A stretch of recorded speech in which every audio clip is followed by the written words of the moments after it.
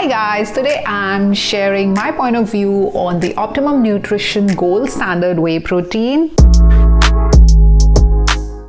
Hi guys, today I'm sharing my point of view on the Optimum Nutrition Gold Standard Whey Protein. This is the double rich chocolate flavor that I'm currently using. Guys, whey protein is a protein powder definitely, but this one out here is called Gold Standard for certain reason. This is a mix of whey protein isolate, whey protein concentrate, as well as whey peptides, which is overall supposed to be an amazing combination in order to promote lean muscle mass. I'm also going to show you how easy is it to make this. So all you're supposed to do is take like 6 to 8 ounces of water, take cold water, and guys, make sure you have some space in the glass in order to mix the whey protein, because the scoop that we're going to take is a big one.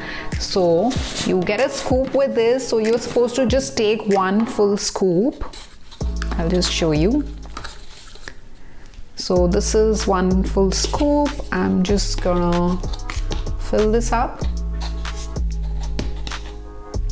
till the top and just pour it in this cold water and stir it.